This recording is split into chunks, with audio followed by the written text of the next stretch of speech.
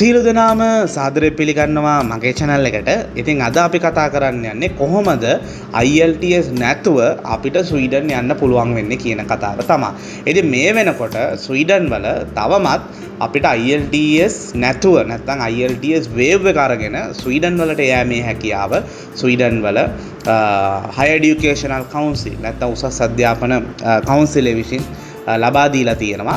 ඉතින් මෙහිදී අපි සඳහන් කරන්න ඕනේ මෙතනදී අපි පළවෙනියෙන්ම ෆ්‍රී ඇසෙස්මන්ට් එකක් කරනවා. නොමිලේ ඇසෙස්මන්ට් එකක් කිරීමක් සිදු වෙනවා.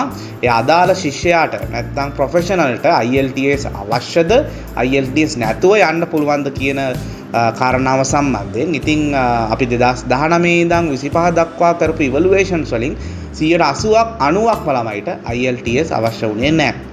ඉතින් මෙන්න මේ IELTS wave එක ලබා ගැනීමේදී අවශ්‍ය වන ඩීටේල්ස් ටික තමයි පළවෙනි දේ තමයි උපාධියක් තියෙනවා නම් ඒ උපාධිය ලබාගත් විශ්වවිද්‍යාලය මොකක්ද?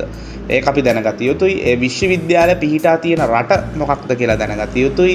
ඊට අමතරව ඒ අදාළ ඩිග්‍රී එකට අදාළ වෙන GPA එක හරි ක්ලාස් එක හරි ඩිග්‍රී එකේ කාල පරිච්ඡේදය නැත්නම් අපි කියනවා ඩිග්‍රී ඩියුරේෂන් එක, ඩිග්‍රී කම්ප්ලීෂන් ඉයර් එක සහ ඩිග්‍රී එකේ නේම් එක, ඊට අමතරව A level O level English pass එක, ඉංග්‍රීසි වලට තියෙන රිසල්ට් එක මොකක්ද?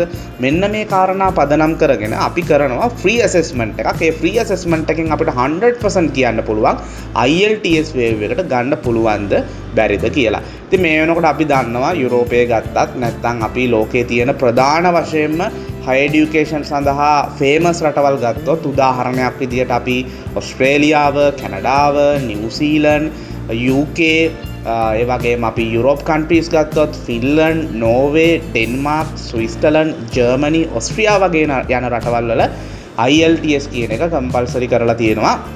මොන ක්වොලිෆිකේෂන් එක තිබ්බත් IELTS අනිවාර්යයි අපිට ඒ අදාළ රටවල් වලට ඇප්ලයි කරන්න. ඉතින් දැනට ලෝකයේ තියෙන එකම රට තමයි සාමාන්‍යයෙන් හොඳම higher education එකක් provide කරන ශ්‍රී ලංකාවේ citizenship එක තියෙන නැත්නම් ලංකාවේ පුරවැසිභාවය තියෙන කට්ටියට IELTS wave එක ගන්න තාමත් chance එක තියෙනවා.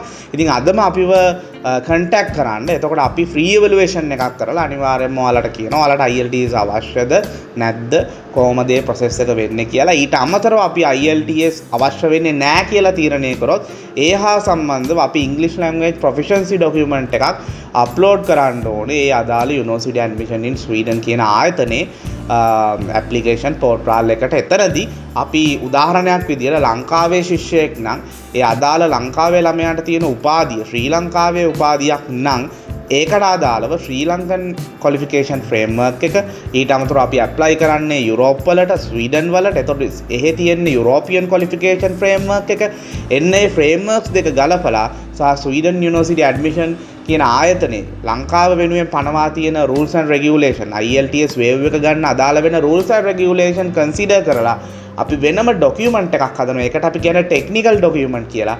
ඒ document එක හරහා අපිට රික්වෙස්ට් එකක් කරන්න වෙනවා ස්වීඩන් වලට IELTS wave එක ලබා දෙන්න කියලා. ඒ හරහා IELTS wave එක 100% ලබා ගැනීමේ හැකියාව තවමත් පවතිනවා. ඉතින් තවමත් ඔබ පරක්කුයි නම් තවත් ඔබ